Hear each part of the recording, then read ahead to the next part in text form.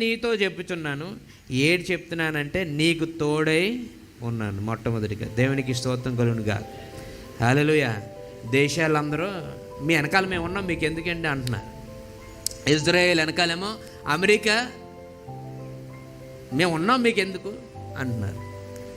లేకపోతే ఇజ్రాయేల్కి ఇండియా అంటుంది, మేము మీ వెనకాల ఉన్నాం.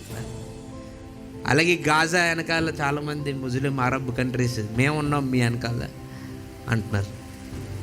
ఇక్కడ దేవుడు అంటూ ఉన్నాడు, వాళ్ళందరూ ఒకడికొకడు సాయం చేసుకొని, కానీ నేను మీకు తోడై ఉంటాను. దేవునికి స్తోత్రం కలుగును గాక. హల్లెలూయా.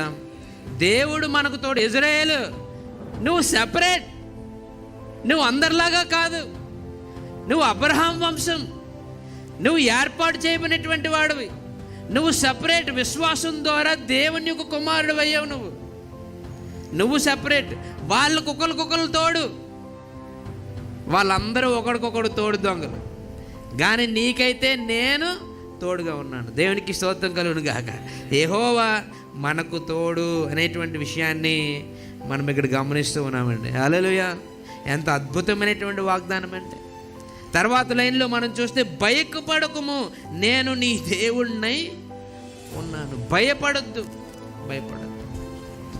ఎవరో లెక్క పెట్టారు బైబిల్లో 366 సార్లు, లీప్ ఇయర్ కూడా సరిపోయేటట్లు రోజుకు ఒకసారి లెక్కెట్టుకోవడానికి భయపడొద్దు అనేటువంటి వాగ్దానం బైబిల్లో ఉందంట. కానీ ఫస్ట్ టైం ఎక్కడుంది? ఫస్ట్ టైం భయపడొద్దు అని ఎవరితో దేవుడు చెప్పాడు? చాలామందితో దేవుడు చెప్పినటువంటి విషయాలు మనకు తెలుసు. ఆదాంతో దేవుడు భయపడొద్దు అని చెప్పాడా? ఎందుకు భయపడుతున్నావు అని అన్నాడు దేవుడు ఆదాంతో. ఆదాం భయపడ్డాడు. కానీ దేవుడు ఏర్పాటు చేసుకున్న ఏ సంతానమని మనం పిలుస్తున్నామో ఆ యొక్క అబ్రహాము దగ్గరికి మొట్టమొదటిగా దేవుని యొక్క మాట వచ్చి చెప్పింది, భయపడొద్దు. దేవునికి స్తోత్రం కలుగును గాక. అబ్రహాం దేవుని భయపడుతున్నాడు ఏంటి? భయపడొద్దు అని చెప్పడానికి. అబ్రహాం ఏమన్నా దేవుడికి ప్రార్థన చేసాడేంటి? అబ్రహాం బొమ్మలను ఆరాధించుకున్నటువంటి విగ్రహారాధికుడు. అబ్రహాము విగ్రహారాధనలో నుంచి ఉన్నటువంటి వాడు.